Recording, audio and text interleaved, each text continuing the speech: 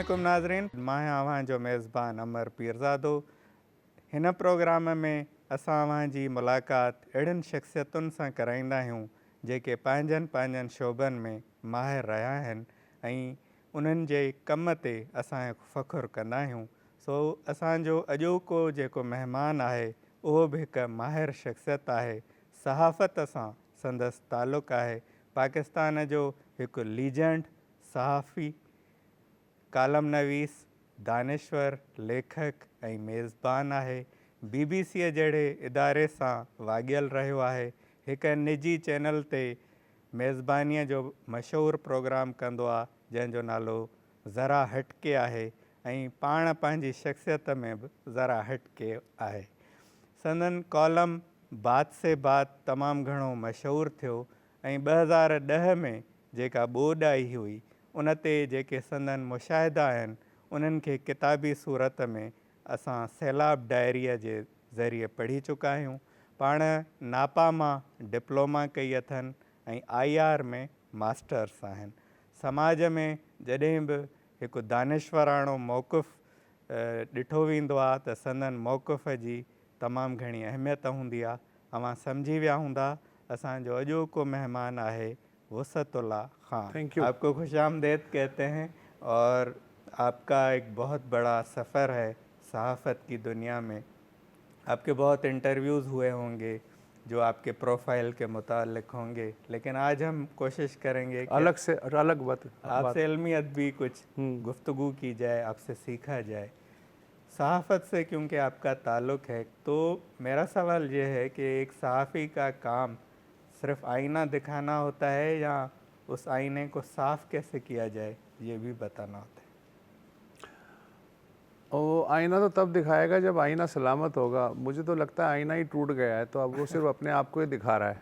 अच्छा। तो और मुलाजमत का गुमान ज़्यादा होता है, सहाफ़त का कम होता है। और कभी कभी लगता है कि हूँ सहाफ़ी, कभी कभी लगता है कि नौकरी कर रहा हूँ। और ये सिर्फ मेरा नहीं है, आसपास के जो लोग हैं उनका भी यही है सिलसिला। चूँकि ज़माना बदलता रहता है तो चीज़ें भी और फीलिंग्स भी बदलती रहती हैं। तो आजकल मैं इन फीलिंग से गुज़र रहा हूँ कि ये नौकरी प्लस सहाफ़त हो रही है जितनी भी हो सकती है। और मेरा ये भी सवाल है कि एक अदीब जो है वो तो तमसीली अंदाज में अपनी बात कर लेता है, लेकिन जब सहाफ़ी कुछ कहना चाहे और ना कह पाए तो वो क्या करता है? तमसीली अंदाज में तो सहाफ़ी भी बात कर सकता है। किसी ने कहा है कि जो क्रिएटिविटी है उसके लिए जो सबसे अच्छा मौसम होता है वो घुटन का मौसम होता है। सही बात। जिस तरह चावल जब पकता है तो वो एक हब्स का मौसम उसके लिए सूट करता है। हवा बंद होती है, शदीद गर्मी होती है, ह्यूमिडिटी होती है। उसमें जितनी ह्यूमिडिटी ज़्यादा होगी, जितना हब्स होगा, उसमें चावल अच्छा बनेगा। सही। मुझे लगता है तख्लीक का अमल भी कुछ इसी तरह है। इसलिए कि अगर खुलापन है सोसाइटी में तो उसकी ज़रूरत ही महसूस नहीं होती ज़्यादा सोचने की, इसलिए कि खुलापन है। लेकिन जब आपके बारे में आपको ये कहा जाए ये करना ये नहीं करना, तो तब आपकी जो दूसरी फ़ैकल्टीज़ हैं सोचने की वो बेदार होती हैं कि यार इसने कह तो दिया है लेकिन करना तो मुझे यही है। सही। तो अब मैं ये कैसे करूं? तो उसमें फिर ये होता है कि अगर फ़र्ज़ करें कि मुझे स्ट्रेट बात कहने की आज़ादी नहीं है तो फिर मैं तमसीली अंदाज़ अपनाऊंगा। और मैंने ये देखा है कि घुटन के माहौल में, अगर मैं 80s की भी बात करूं जो बड़ा अजीब सा ज़माना था, उसमें भी डायरेक्ट बात करने की इजाज़त तो नहीं थी, लेकिन तमसीली बात भले इकबाल बानो करे फैज़ साहब की ज़बान में, सही, या जो हैं डॉक्टर अनवर सज्जाद के ड्रामों के ज़रिए हो, तो वो लोगों तक उसी तरह पहुंचती थी जैसे कि जो पहुंचाने वाले हैं उनका मंशा होता था। तो इससे ये भी साबित हुआ कि जो आम आदमी है, जिसे बकौल हबीब जालिब कहा जाता है कि ये जो 10 करोड़ हैं जेल का निचोड़ हैं, ایسا نہیں ہے. آپ لوگ سمجھ جاتے ہیں. آپ کے کہنے کا جو انداز ہے وہ اس پہ آپ کو یقین ہونا چاہیے. اور جس طرح گائیکی میں ہوتا ہے کہ ایک لائن ہوتی ہے ندیا دھیرے بہو، فار ایگزامپل ندیا دھیرے بہو، تو اس کو آپ اگر 100 طرح کے انداز میں پیش کرنے پہ قادر ہیں صحیح، تب تو آپ اچھے گویے ہیں، ورنہ آپ پھر ظاہر ہے ٹائم پاسر ہیں. تو یہ اب صحافی کی ذمہ داری ہے کہ وہ، اس لیے کہ صحافت بنیادی طور پہ اٹس اباؤٹ کمیونیکیشن. صحیح، میری ڈیوٹی یہ نہیں ہے کہ میں نصیحت کرتا پھروں یا یہ بتاؤں کہ یہ کرو یہ نہیں کرو. نہ، میرا کام ہے جو میں دیکھ رہا ہوں اس کو کس طرح میکسیمم کمیونیکیٹ کر سکتا ہوں. تو جس طرح کا ماحول ہے اس طرح کی لفظیات آ جائیں گی، اس طرح کے میرے ذہن میں جملے آنے چاہیے. اسی طرح چاہے میں سندھی میں کر رہا ہوں، اردو میں، انگریزی میں، زبان پہ میری کمانڈ ہونی چاہیے تاکہ میں اس سے کھیل سکوں اور مقصد جو ہے اپنا حاصل کر سکوں، جو کہ کمیونیکیشن ہے، اس کے علاوہ کچھ نہیں ہے. لیکن صحافی کا ایک رول دانشور کا بھی ہوتا ہے، اور جب ہم آپ کے کالمز پڑھتے ہیں تو ہم اس میں ایک ڈائریکشن بھی ڈھونڈتے ہیں کہ یہ کون سی ڈائریکشن کی بات کر رہے ہیں. تو یہ بھی تو ایک صحافی کا کردار ہوتا ہے. کردار وردار تو مجھے علم نہیں ہے، لیکن شاید میں، مطلب آئی ایم ناٹ شیور، شاید میں رائٹر بننا چاہتا ہوں گا. نہیں، رائٹر تو آپ ہیں. نہیں، وہ ان معنوں میں کہ میں کوئی ناول لکھنا چاہتا ہوں گا، میں کوئی شارٹ سٹوری لکھنا چاہتا ہوں گا، ہو سکتا ہے میں آپ کی طرح شاعری کرنا چاہتا ہوں. تو وہ میں نہیں کر پایا، اس میں سے وہ اس جانرا کو میں نہیں ڈیل کر پایا. تو کبھی کبھی مجھے لگتا ہے کہ جو میں کالم لکھتا ہوں it's my literary miscarriage basically. واہ واہ. کہ اس میں وہ جو چیز ہے نامکمل مکمل طور پہ وہ کالمز میں ریفلیکٹ کرتی ہے کہ شاید میں ایک ادھورا ادیب ہوں. کبھی کبھی لگتا ہے. صحیح. اچھا، کچھ صحافی ایسے ہیں جن کی صحافت سے ادب کی خوشبو آتی ہے، آپ بھی ان میں سے ہمیں محسوس ہوتے ہیں. تو یہ امتزاج جو ہے صحافت اور ادب کا، یہ آپ کو کیسا لگتا ہے؟ کیونکہ بہت سارے صحافی ایسے رہے ہیں جن کا ادب سے بھی تعلق رہا ہے اور صحافی بھی ہیں. میرا خیال ہے کہ یہ ایک کلیہ ہے کہ اگر آپ کو صحافت کرنی ہے تو آپ کو لٹریچر کی، نثر کی اور شاعری کی گلی سے گزرنا پڑے گا. وہ کیوں؟ وہ اس لیے کہ نثر اور شاعری وہ آپ کو ویکیبلری دیتی ہے. صحیح. پھر اس ویکیبلری کو آپ اپنا اوزار بنا کے کمیونیکیٹ کرتے ہیں. صحیح. اور پھر وہی ویکیبلری ہر گھٹن کا سسٹم ہے یا آزادی کا سسٹم ہے، اس کے حساب سے وہ آپ کے کام آتی چلی جاتی ہے. اگر آپ نرے صحافی ہیں اور آپ کا لٹریچر کا بیک گراؤنڈ نہیں ہے تو آپ زیادہ سے زیادہ ڈے ٹو ڈے رپورٹنگ کر لیں گے کہ فلانے تھانے میں یہ واردات ہوئی، فلانی تقریب میں یہ فلانے نے یہ کہا. یہ جو ہے رپورٹنگ تو ہے، اور رپورٹنگ بھی صحافت کا حصہ ہے. لیکن اگر آپ دائرے کی بات کر رہے ہیں کہ مکمل صحافی جو کہ سٹوری بھی لکھ سکے، جو کہ انٹرویوز بھی کر سکے، جو کہ رپورٹنگ بھی کر سکے، جو کہ فیچرز بھی کر سکے، ایڈیٹوریل لکھ سکے، تو اس کے لیے آپ کو لٹریچر سے گزرے بغیر یہ ممکن نہیں ہے. اور اس کے علاوہ دوسری جو اسینشل چیز ہے جو بچے اب کرنا چاہ رہے ہیں، اس فیلڈ میں آنا چاہ رہے ہیں، کہ دنیا میں کیا ہو رہا ہے. صحیح. صرف کراچی میں کیا ہو رہا ہے کافی نہیں ہے، صرف پاکستان میں کیا ہو رہا ہے کافی نہیں ہے، صرف فلانے صاحب نے کیا بیان دیا اور فلانی صاحبہ نے کیا تنقید کی یہ کافی نہیں ہے. یہ ایک گھن چکر ہے جس میں اگر آپ پھنس گئے تو پھر آپ کا جو ذہن ہے محدود ہو جائے، وہ ٹنل بن جائے گا. ٹنل جہاں بن جائے گا تو وہ پھر میں آپ کے لیے صرف فاتحہ پڑھ سکتا ہوں صحیح بات. آپ کے پروفیشن کے لیے، لہٰذا یہ ضروری ہے کہ آپ کو یہ بھی پتہ ہو کہ پاکستان میں کیا ہو رہا ہے، آپ کے صوبے میں کیا ہو رہا ہے، ریجن میں کیا ہو رہا ہے، دنیا میں کیا ہو رہا ہے.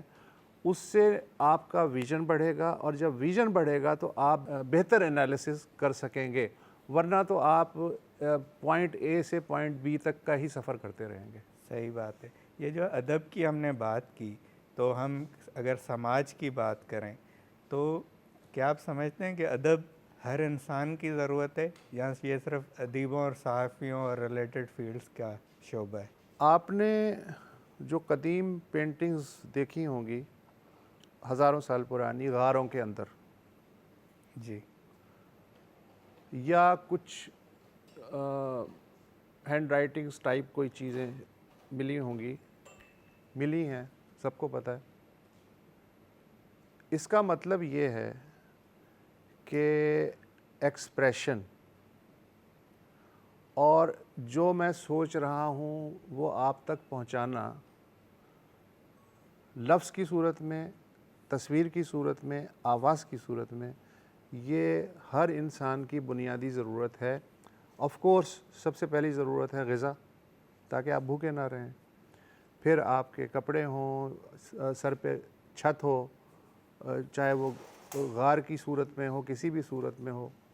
اس کے بعد جو آپ کی جو ضروریات ہیں، جنہیں میں لگژری نہیں کہوں گا، وہ یہ ہیں کہ اب آپ دنیا کو جیسا دیکھ رہے ہیں اس کو آپ کریٹیوٹی کی شکل میں، جس کی کوئی بھی شکل ہو سکتی ہے، پہنچائیں. اس لیے کہ ریکگنیشن اچھی لگتی ہے انسان کو، صحیح. چاہے کسی بھی لیول پہ ہو، اور تعریف اچھی لگتی ہے.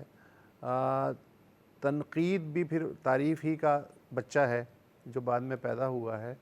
تو میرا خیال ہے کہ یہ اس کو ہم ٹھیکے پہ نہیں دے سکتے کہ جی شاعر ادیبوں کا کام ہے اور سیاستدانوں کا کام ہے اور فلاں فلاں چیز.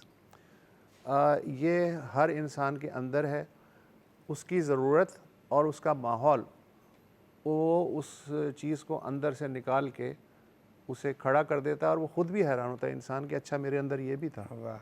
اچھا، آپ کی صحافت ہم دیکھتے ہیں کہ آپ نے ڈیسک کی صحافت بھی کی ہے، اور آپ نے سفر بھی بہت کیا ہے. As a free lance journalist بھی آپ بہت ٹریول کرتے ہیں، سندھ میں، پورے پاکستان میں، اور ملک سے باہر بھی آپ نے رپورٹنگ کی ہے. کون سی صحافت اور یہ بھی ہے کہ آدمی کتابوں سے بھی علم سیکھتا ہے اور فیلڈ میں جا کے بھی سیکھتا ہے، کون سی چیز کو آپ زیادہ لطف اندوز ہوتے ہیں، انجوائے کرتے ہیں؟ فیلڈ میں جانا بہت زیادہ ایجوکیٹڈ ہوتا ہے. اجنبیوں سے مل کے آپ کو ایسی ایسی باتیں پتہ چلتی ہیں، ایسا ایسا شعور ملتا ہے کہ آپ کے تصور میں نہیں ہوتا. میں جو آج آپ کے ساتھ یہاں بیٹھا ہوا باتیں کر رہا ہوں، کتابیں میں نے کوئی بہت زیادہ نہیں پڑھی ہوں گی زندگی میں، کوئی 1000 1200 اتنی ہی پڑھی ہوں گی. لیکن نئی جگہوں پہ جا کے نئے لوگوں کی آنکھوں سے اس دنیا کو دیکھنے کی کوشش کرنا، وہ میرے خیال میں علم کا سب سے بڑا سرچشمہ ہوتا ہے. اور اگر آپ کی یہ پریکٹس جاری ہے تو آپ کبھی بھی بنجر نہیں ہو سکتے. صحیح. تو یہ جو فری لانس صحافت ہے، اس کا کتنا اسکوپ ہے؟ کیونکہ ہمارے ہاں فری لانسنگ کی صحافت کو جیسے آپ نے ایکسپلور کیا ہے، ہر کوئی نہیں کرتا. فری لانسنگ سے مراد اگر آپ کی یہ ہے کہ آپ کسی کے ملازم نہیں ہیں، کسی ادارے کے یا کسی فرد کے، اور آپ اپنے طور پہ کچھ کر رہے ہیں، تو اس میں ظاہر ہے کہ آزادی ہے. پھر لیکن آپ کو اس میں یہ بھی دیکھنا پڑتا ہے کہ یہ جو میں نے چیز بنائی ہے، یہ کہاں بیچوں گا میں، صحیح. یا کہاں دکھاؤں گا، یا کیا بولوں گا. تو یہ چیزیں بھی ساتھ ساتھ چلتی ہیں. تو فری لانسر جو ہیں وہ اب جیسے میں ہوں، ایک زمانے میں میں نے نوکری کی باقاعدہ BBC کے ساتھ. 2015 سے میں ان کے لیے فری لانسنگ کر رہا ہوں.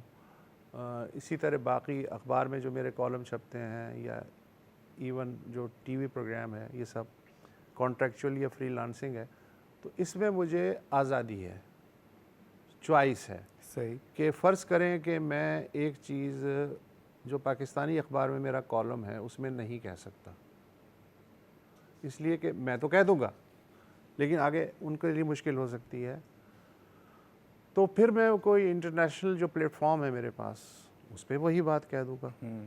تو یہ ایک مجھے تو اچھا لگتا ہے فری لانس ہونا، لیکن یہ کہ not anybody everybody can afford it. نوکری بھی کرنی پڑتی ہے، جیسے میں نے 79 سے جو جرنلزم شروع کیا تو اس میں آدھے سے زیادہ وقت تو میں نے نوکری ہی کی، لیکن وہ پھر آپ کی اپنی شخصیت پہ ڈپینڈ کرتا ہے کہ آپ اس میں سے کتنی گنجائش نکال لیتے ہیں اپنی بات کرنے کی، یا مکھی پہ مکھی مارنے کی عادت میں مبتلا ہوتے ہیں. تو اٹس اپ ٹو یو. صحیح. اچھا، آپ نے جیسے ہم نے بات کی کہ آپ نے بہت سفر کیا ہے، سندھ میں بھی آپ نے بہت ٹریول کیا ہے، ڈاکیومنٹریز ہم آپ کی دیکھتے رہتے ہیں سندھ پہ، اور ایکسکلوسیو رپورٹنگ آپ کی دیکھتے رہتے ہیں، سیلاب ڈائری آپ نے لکھی.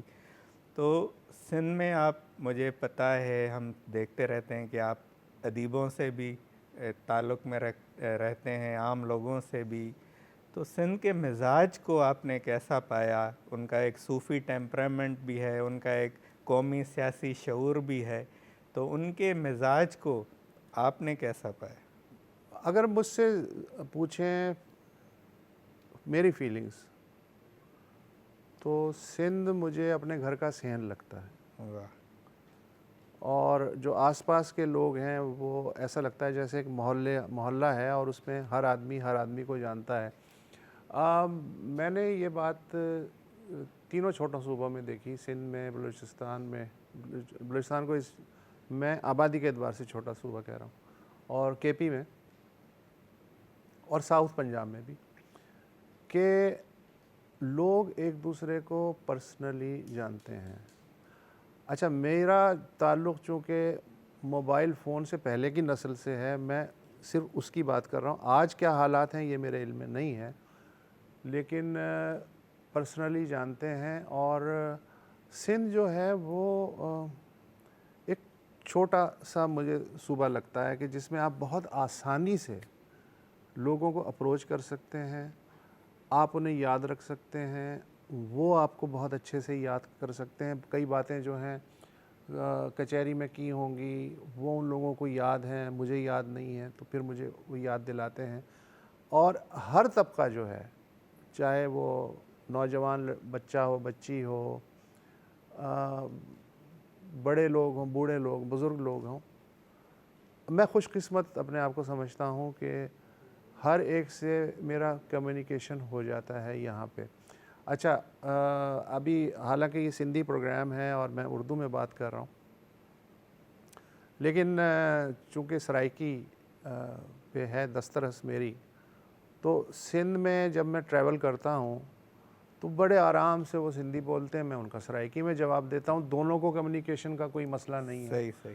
ہاں، لیکن اگر میں بہت ہی ایک ٹھیٹھ قسم کا سندھی علاقہ ہے اس میں جا کے اردو بولوں تو پھر ایک تکلف آ جاتا ہے بیچ میں، لیکن وہ سرائکی کی وجہ سے وہ تکلف نہیں رہتا.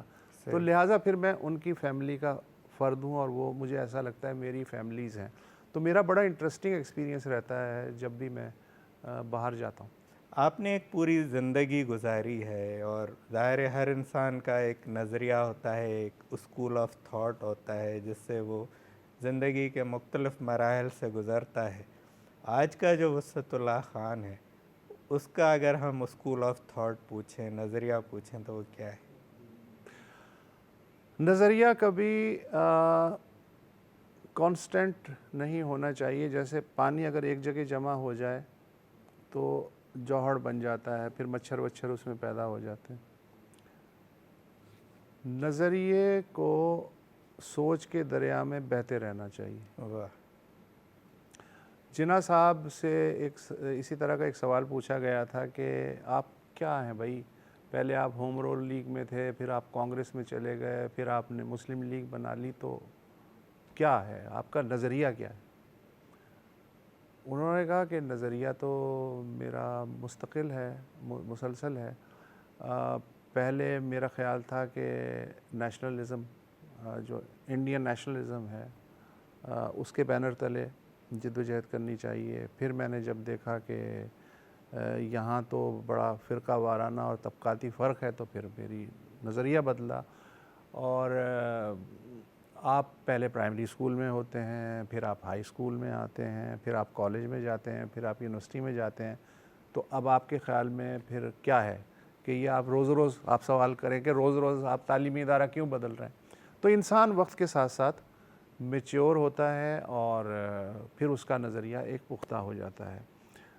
اگر میں اس کی روشنی میں اپنے ارتقائی سفر کو دیکھوں تو آج مجھے لگتا ہے کہ رائٹ یا لیفٹ یہ ہم نے اپنی سہولت کے لیے چیزیں بنا لی ہیں. بیسیکلی آپ کو اپنے رویے میں اور اپنے تھاٹس میں اور اپنے کام میں پرو پیپل ہونا چاہیے. واہ. آپ کو دیکھنا چاہیے کہ عام آدمی جو ہے اس کا سکھ کیا ہے, اس کا دکھ کیا ہے, اس حساب سے واہ. آپ کا نظریہ ہونا چاہیے. واہ. جب آپ ایک دم چھلا بن جاتے ہیں یا کارڈ ہولڈر بن جاتے ہیں یا کسی کے کچن کے ساتھ لٹک جاتے ہیں تو پھر آپ کچھ بھی کہیں اپنے آپ کو, آپ نیوٹرل یا پرو پیپل اپنے آپ کو نہ کہیں. تو میں جو بھی میرا سفر رہا رائٹ لیفٹ سے قطع نظر, آج میں اپنے آپ کو سمجھتا ہوں کہ وہ فیض صاحب کا مصرع ہے نا کہ ہر داغ ہے اس دل میں بجز داغ ندامت. واہ. تو اگر مجھے رات کو یہ مصرع دہرا کے نیند آ رہی ہے تو اس کا مطلب ہے شاید میں ٹھیک راہ پہ جا رہا ہوں. نہیں, بہت اچھا آپ نے جواب دیا کہ جو بھی ہو وہ پرو پیپل ہونا چاہیے. اچھا, لیفٹ کی سیاست جو ہے, جیسے آپ نے رائٹ لیفٹ کی بات کی, آج کل وہ نیریٹو نظر نہیں آتا یا کہیں دب گیا ہے, اس کی کیا وجہ ہے؟ شاید اس کا سیزن نہیں ہے, یا اگر ہم اس کو دیکھنا چاہتے ہیں کلاسیکل انداز میں تو شاید ناکامی ہی ہوگی. کوئی نظریہ جامد نہیں ہوتا. رائٹ نے بھی مختلف شکلیں لی ہیں. اب رائٹ جو ہے وہ شاید زیادہ ایکسٹریم کی طرف دنیا جا رہی ہے. آپ اپنے ارد گرد اگر گلوب میں نظر گھمائیں تو رائٹس بھی جو ہیں وہ ایکسٹریم پہ جا رہے ہیں. اگر آپ لیفٹ کی بات کریں تو لیفٹ کلاسیکل انداز میں تو آپ کو کہیں نظر نہیں آئے گا, صرف آپ کے دل میں ہو سکتا ہے, کتابوں میں ہو سکتا ہے. تو کچھ مکس ہو گیا ہے.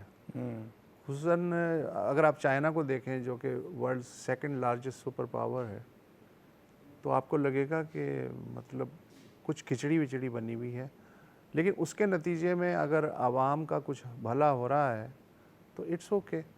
اور کلاسکس پہ اگر آپ ضد کریں گے کہ جی ہمارے زمانے میں جو لیفٹ تھا وہ اس وقت کیوں نہیں ہے, تو ذرا اپنے آپ کو چیک کریں کہ آپ کہیں ڈاگمیٹک تو نہیں ہو رہے.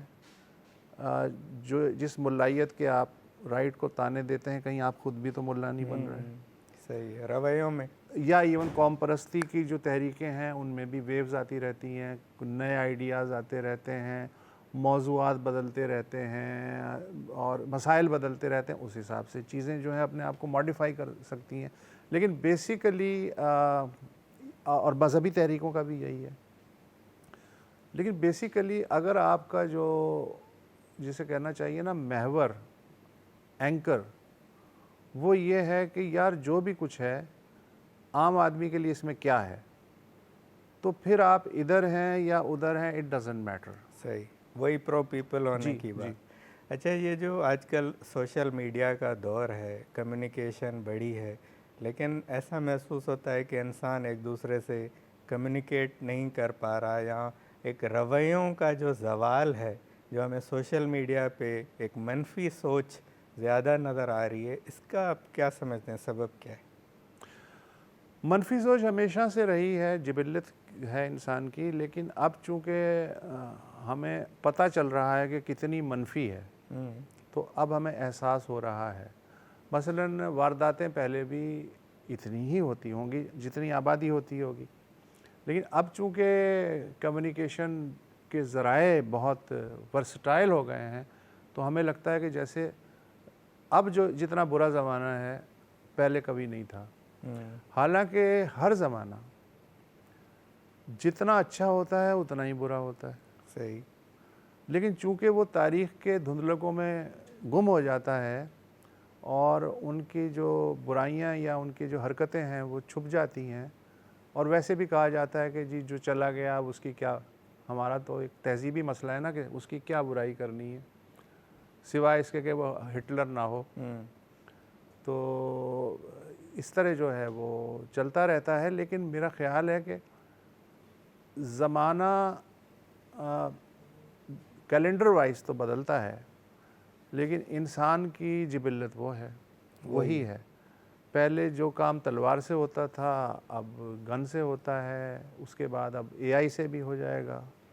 تو ہمارے سپاٹس تو نہیں بدل رہے نا، سپاٹس تو ہمارے وہی ہیں. صحیح. اچھا، صحافی جو ہے وہ سارے سماج کا درد لکھتا ہے، لیکن جو اس کا اپنا درد ہے، جو اس کی اپنی ذاتی جو مسائل ہیں، جو فائنینشیل کرائسس ہے، اس کو کون ایڈریس کرے گا؟ وہ مثال ہے نا، ملاح کا حقہ سوکھا ہوتا ہے، وہ معاملہ ہے. میں مثلا کہاں لکھوں؟ میں اپنے ادارے میں تو لکھ نہیں سکتا جہاں میں نوکری کرتا ہوں، اور باقی اداروں میں بھی نہیں لکھ سکتا. لیکن مسئلہ یہ کہ بعض جو پروفیشن ہیں ان کی قسمت ہوتی ہے. اب اگر آپ نے یا میں نے یا کسی اور نے صحافت کو چوز کیا ہے تو اس کے یہ جو مسائل ہیں یہ بھی اس پیکیج میں ہی ملیں گے نا آپ کو. تو صحافی کا بھی یہ کام ہے کہ اس پہ کچھ بھی گزر رہی ہے، اس کے گھر میں کیا ہو رہا ہو، لیکن اس کو اپنے کام نہیں چھوڑنا ہے. the show must go on. تو اب یہ اس پروفیشن کی، بعض پروفیشنز کی قسمت ایسی ہوتی ہے، تو اس کی بھی یہی ہے. جو جینیون صحافی ہے وہ بھگتتا ہے، باقی تو عیاشی بھی کرتے ہیں. تو وہ تو ہر شعبے میں ہی ایسا ہوتا ہے کہ جو جینونز ہیں وہ ہمیشہ وہی بھگتتے ہیں. لٹریچر میں بھی آپ یہی دیکھ لیں کہ منٹو کو وہ کمرے میں بند کر دیتے تھے کہ 200 روپے دیں گے یا 50 روپے دیں گے، افسانہ لکھ کے دے. تو یہ ہر شعبے میں ہوتا ہے. اور جینون لوگ چونکہ کم ہوتے ہیں اور مائنورٹیز کے ساتھ یہ دنیا اچھا سلوک نہیں کرتی. میجورٹی میں جو ہے وہ لوگ ہیں وہ پھر اسی طرح کرتے ہیں. اگر آپ کو پٹڑی سے اتر کے چلنے کا شوق ہے، اپنی کوئی الگ راستہ کرنے کا شوق ہے، تو اس میں ظاہر کانٹے آئیں گے، آپ زخمی تو ہوں گے، but this is your choice. آپ نے اپنے جو بھی پروفیشن ہے آپ کا، اس پہ کوئی احسان نہیں کیا. آپ کو کسی نے کن پٹی پہ پستول رکھ کے نہیں کہا کہ آپ اسی راستے پہ چلیں. یہ آپ کا اپنا ہے مسئلہ، آپ کے ضمیر کا مسئلہ ہے، آپ کے اندر کا مسئلہ ہے. تو یہ چیز پھر کمپنسیٹ کرتی ہے کہ یار ٹھیک ہے، ہم نے جان بوجھ کے یہ پروفیشن چنا تو اب ٹھیک. اچھا مسعود صاحب، آپ جو ہے وہ ناپا سے آپ نے ڈپلومہ بھی کیا، تو ایک صحافی کو یہ تھیٹر پرفارمنس اور اداکاری کرنے کا شوق کیسے ہوا؟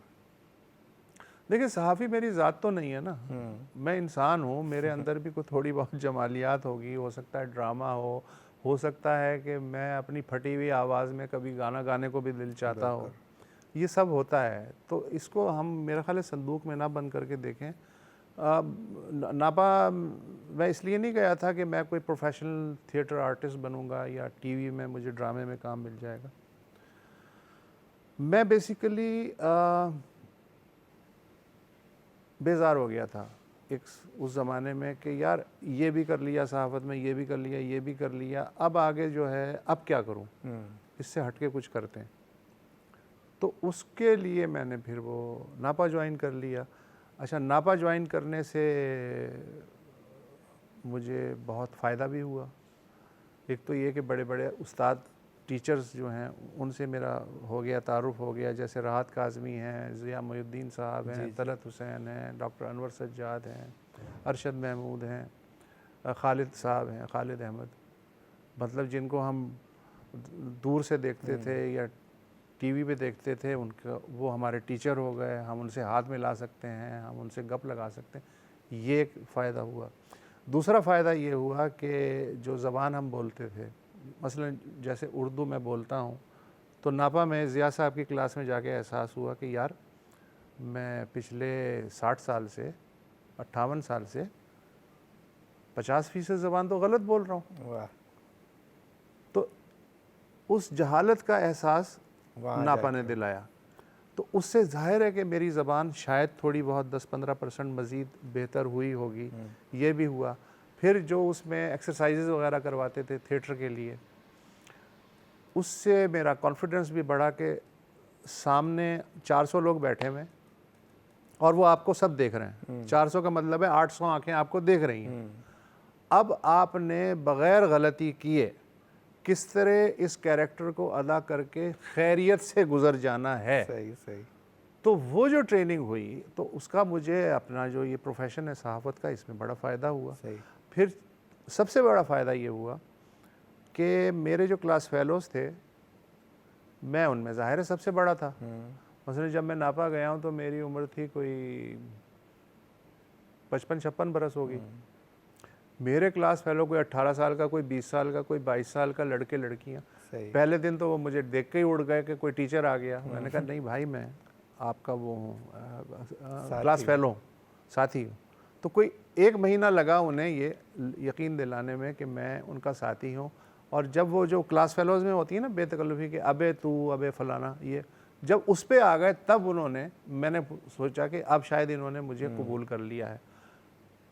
وہ نسل کیا سوچ رہی ہے آج کے بارے میں، آج کی سوسائٹی کے بارے میں، وہ کیا کرنا چاہتے ہیں، زندگی ان کے لیے کیا ہے، ناپا جائے بغیر مجھے یہ جو مجھ سے جو تیسری نسل ہے، مجھے کبھی اس کا علم ہی نہیں ہو سکتا تھا۔ تو کتنی بڑی ایجوکیشن مجھے ملی۔ بالکل۔ اچھا سر، ٹائم ہمارا مختصر ہے، آپ کی جو بک رائٹنگس کی اگر بات کریں، آپ نے اتنا لکھا ہے، مسلسل لکھا ہے، لیکن آپ کی کتاب صرف ایک ہے، سیلاب ڈائری۔ تو جو آپ نے جیسے بات سے بات کا ذکر ہوا، بہت آپ کے اتنے اچھے کالمس ہیں، تو ان کو آپ کتابی صورت میں لانے کا سوچ رہے ہیں؟ میں بھی سوچ رہا ہوں، اور کئی پبلشرز بھی بیچارے سوچ سوچ کے تھک گئے ہیں اور چیزیں قابو میں نہیں آتی۔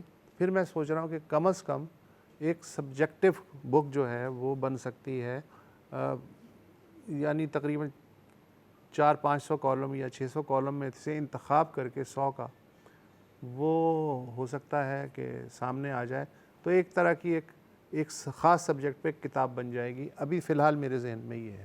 صحیح سر، آپ کا اتنا بڑا سفر ہے صحافت کا، اور آپ کی ایک زندگی مختلف تجربات سے گزری ہے، تو کبھی آتم کتھا یا آٹو بایوگرافی جسے کہتے ہیں، آپ بیتی، وہ لکھنے کا خیال آیا؟ ہاں آتا ہے، بالکل آتا ہے۔ پھر اچانک آتا ہے کہ اچھا کیا میں اتنا بوڑھا ہو گیا ہوں کہ میں آتم کتھا لکھوں؟ نہیں، پھر میں سوچتا ہوں کہ نہیں یار، اپنے آپ کو دھوکہ مت دو، تم ہو چکے ہو۔ تو میرا خیال ہے اس پہ بھی جلدی کام شروع کرنے والا۔ یہ بہت ضروری ہے، کیونکہ یہ تجربات جو ہیں وہ آپ اس لیے کہ دنیا کے 8 ارب انسان کا مطلب یہ ہے کہ 8 ارب ناول یا 8 ارب آتم کتھا پڑھی ہوئی ہیں جو کہ لکھی نہیں گئی ہیں۔ تو میں ہو سکتا ہے کہ لکھ کے مروں۔ نہیں، بہت ضروری ہے، کیونکہ آپ کے تجربات سے سیکھیں۔ آپ نے ڈاکیومنٹریز پہ بہت کام کیا ہے، سندھ پہ بھی، منچھر پہ ڈاکیومنٹری ہم نے آپ کی دیکھی، اور بہت سے موضوعات پہ۔ ڈاکیومنٹریز کی اہمیت کیا ہے، اور اس پہ یہ کم کیوں ہے ہمارے سماج اور اداروں میں؟ ڈاکیومنٹریز بہت امپورٹنٹ ایک شعبہ ہے، اور اس سے آپ کو ٹریننگ بھی ملتی ہے۔ آپ اس کے اگر ڈاکیومنٹری میں ماسٹر ہو جائیں تو پھر آپ شاید فیچر فلم بھی بنا سکتے ہیں، پلے بھی بنا سکتے ہیں، ٹیکنیک تھوڑی سی بدل کے۔ باقی جو ممالک ہیں جیسے BBC ہے یا الجزیرہ ہے یا اور چینلز ہیں، وہاں تو ڈاکیومنٹریز کو باقاعدہ ایک پوری اہمیت دی جاتی ہے، اور وہ فروغ علم کا بہت بڑا ذریعہ ہوتی ہیں۔ یعنی جو ایک کتاب سے آپ علم سیکھتے ہیں وہ 30 منٹ کی ڈاکومنٹری آپ کو علم دے سکتی ہے. لیکن یہاں چونکہ مسئلہ وہی ہے کم از کم پرائیویٹ سیکٹر میں کہ جی ریٹنگ. اب ریٹنگ کے چکر میں ڈاکومنٹریز بھی جو ہیں وہ ایک چینل نے شروع میں جب وہ قائم ہوا تھا تو اس پہ توجہ دی تھی, لیکن پھر انہوں نے کہا جی یہ کیا خواہ آپ سپاٹ ضائع کر رہے ہیں, اس کی بجائے آپ ڈسکشن کرا دیں, پولیٹیکل ڈسکشن کرا دیں, فلانے نے یہ کہا, فلانے نے یہ کہا. اب آپ یہ دیکھیں کہ اس قدر بانجھ ہے, حالانکہ کہنے کو 40 سے زیادہ چینل ہیں, 24 آورس چینل ہیں, لیکن نہ بچوں کے لیے کوئی پروگرام ہے ایکسکلوسیو, نہ نوجوانوں کے لیے پروگرام ہے, نہ عورتوں کے لیے ایکسکلوسیو کوئی پروگرام ہے, کسانوں کے لیے نہیں ہے, مزدوروں کے لیے نہیں ہے. جو پہلے ایک ہی چینل ہوتا تھا تو ہوتے تھے, لیکن 65% آبادی اس کے لیے تو آپ کے پاس کوئی پروگرام ہی نہیں ہے. تو لیکن آپ جو ہیں بس وہ ایک اس میں ریٹ ریس میں ہیں کہ جی فلانا آ گیا, تو نے یہ کہا تو میں نے یہ کہا. میرا خیال ہے اس سے نکلنا چاہیے, تھوڑی سی تو ایجوکیشن دے دیں, صحیح, جو آپ کا فرض بنتا ہے. اچھا, آپ آج کے جو نوجوان ہے جو صحافت میں آنا چاہتا ہے یا صحافت میں کام کر رہا ہے, اس کو آپ کون سی چند نصیحتیں دینا چاہیں گے؟ چند نہیں, ایک وہ یہ ہے, اور نصیحت بھی نہیں ہے, یہ میرا وہ ہے مشورہ سمجھ لیں یا رائے سمجھ لیں کہ آپ جب ہالی ووڈ میں جاتے ہیں, ہر کوئی مارلن برانڈو نہیں بن سکتا, ہر کوئی ایل پچینو نہیں بن سکتا, ہر کوئی رابرٹ ریڈفورڈ نہیں بن سکتا, لیکن بہت سارے شعبے ہوتے ہیں کہ جس میں آپ کھپ سکتے ہیں. اسی طرح صحافت کا مطلب یہ نہیں ہے کہ اگر آپ کسی نیوز اینکر کو آئیڈیلائز کر رہے ہیں تو آپ ویسے بنیں, وہ تو ایک ہی بنے گا نا, یا 2 بنیں گے یا 10 بن جائیں گے. باقی جو لوگ ہیں وہ کیا کریں گے؟ تو آپ ایڈیٹنگ میں جا سکتے ہیں, اے آئی میں جا سکتے ہیں, ایڈورٹائزنگ میں جا سکتے ہیں, اپنا چینل جو ہے سوشل میڈیا پہ ڈیولپ کر سکتے ہیں. سینکڑوں برانچیں ہیں, وہ سارا کا سارا جرنلزم ہے, وہ سارا کا سارا میڈیا ہے. میڈیا صرف جو ہے ٹاک شو کا نام نہیں ہے یا ڈرامے کا نام نہیں ہے. میڈیا اب بے شمار ہو گیا ہے, اور اب یہ بھی نہیں آپ کو کرنا ہے کہ جی اگر کسی چینل نے آپ کو چانس نہیں دیا یا کسی پروڈکشن ہاؤس نے چانس نہیں دیا تو یہ کہ آپ گھر بیٹھ جائیں. گھر بیٹھنا تو فی زمانہ جرم ہے, اس لیے کہ آپ اپنا چینل قائم کر سکتے ہیں. آپ میڈیا آپ کے گھر میں ہے, پہلے آپ میڈیا کے گھر میں جاتے تھے, اب میڈیا آپ کے گھر میں ہے. اگر آپ میں کریٹیوٹی ہے تو آپ اپنا سسٹم بنا لیں. بہت یہ اہم بات کی آپ نے کہ صحافت کو محدود نہیں ہونا چاہیے, صحافی کو محدود نہیں ہونا چاہیے. بہت سارے ایوینیوز ہیں اور بے شمار. ہاں, اور آپ اس کی ایک مثال ہیں, کیونکہ جیسے آپ نے کہا کہ نظریہ ایک نہیں ہوتا, اس طرح جو کریٹیو انسان ہے وہ مختلف تجربات کرتا ہے. وسعت اللہ صاحب, بہت شکریہ آپ کا, آپ پروگرام میں آئے, بہت علمی ادبی ہم نے آپ سے گفتگو کی, آپ سے سیکھا, اور ایک دفعہ پھر آپ کے شکر گزار ہیں کہ آپ ہمارے اس پروگرام کا حصہ ہوئے, اور آئندہ بھی آپ سے ملاقات رہی انشاءاللہ. ناظرین, اواں گفتگو بدھی پاکستان जे लेजेंड صحافी वसत उल्ला जी. ऐं वसत उल्ला साहब इहो चयो त मुंहिंजो जेको स्कूल ऑफ थॉट, मुंहिंजो जेको नज़रियो आहे उहो प्रो पीपल रहियो आहे, यानी अवाम दोस्त रहियो आहे. इहो ई सबबु आहे जो वसत उल्ला साहब खे अॼु असां हिकु लेजेंड सहाफ़ीअ जे तौर ते ॾिसूं था, ऐं उन जूं जेके सहाफ़ती तहरीरूं आहिनि उन में अवाम जी नुमाइंदगी असांखे महसूसु थींदी आहे. ईंदड़ हफ़्ते वरी कंहिं नए महिमान सां मुलाक़ात कंदासीं. तेसिताईं मोकिलाणी नाहे, सदाईं गॾु.